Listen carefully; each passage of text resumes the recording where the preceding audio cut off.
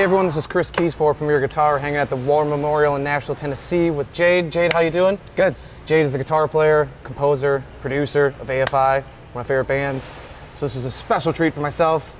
So Jade, big Les Paul fan. I know that you play Les Paul's traditionals and studios, but typically live studio is what you go with? Yeah, the studio has kind of been my go-to. I used to play standards live, and they're so heavy. And in fact, this is a studio, but it is incredibly heavy. So I switched to studios because they're lighter, but this feels like it's made out of like solid ebony or something. It's just so heavy. But yeah, this is kind of like my main go-to one. It's got this logo from a couple records ago, but does that light up? Because I know you had another studio. You had like one that. Okay, we'll get to that one. Okay, so yeah, this is my main guy. What makes this one the main one right now? It's just I had like 12 black studios, and they're all essentially the same, but they sounded different. Some of them sounded better, some of them sounded worse. Some got stolen, so I don't have as many now, but this is essentially the main guy because it sounds the best. Probably one of the reasons is because it's so heavy. It's got all that wood. Yeah, I was gonna say, does that make it more mid-range focused or more like present in the mix that you just hear? More resonant and more kind of warm.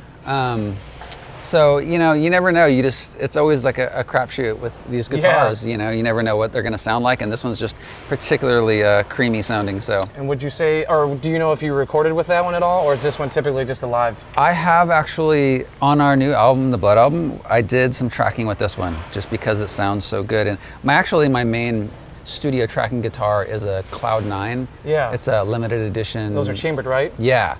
And that one's amazing, and I don't even want to bring that one on the road because it's like my baby. So like that one never makes it out here, but this is kind of my second best sounding road guitar.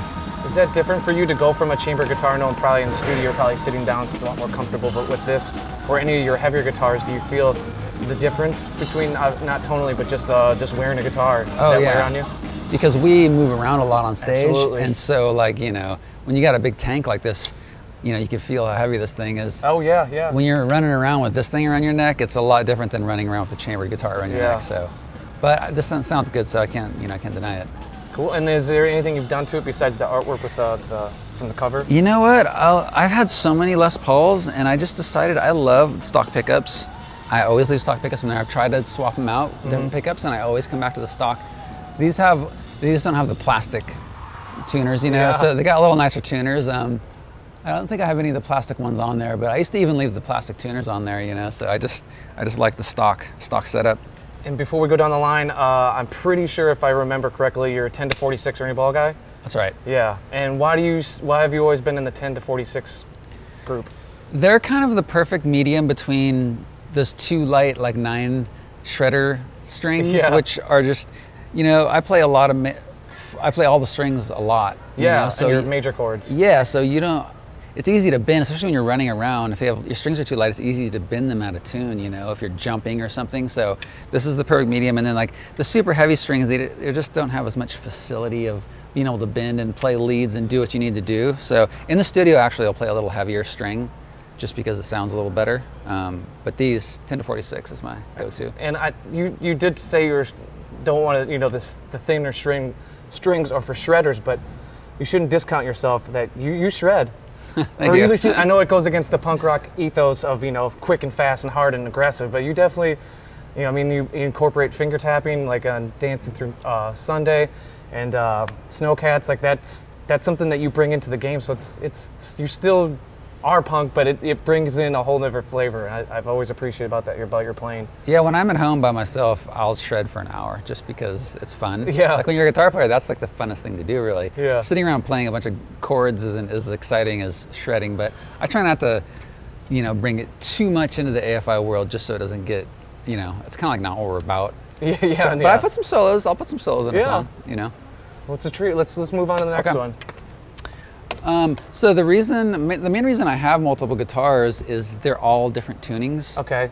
So say this is a D sharp. D sharp is our usual, what we play in. Most of the time. Okay. And then this one is a E standard. And this is just another studio, the Alpine White. I had 6 of these, but once some of them got stolen as well. I had a bunch of, like 22 guitars stolen from like a storage unit. So I don't know how many, I think I have 2 of these left, but I really like just the Alpine White is such a cool color for these. See, all of our E standard stuff is in this one. Once again, stock everything. And what, whether it's songs or maybe albums or periods of the band that E standard's in? It's weird. Like, we'll go back and forth. Like, pretty much everything on Sing the Sorrow and December Underground is a half step down. Okay.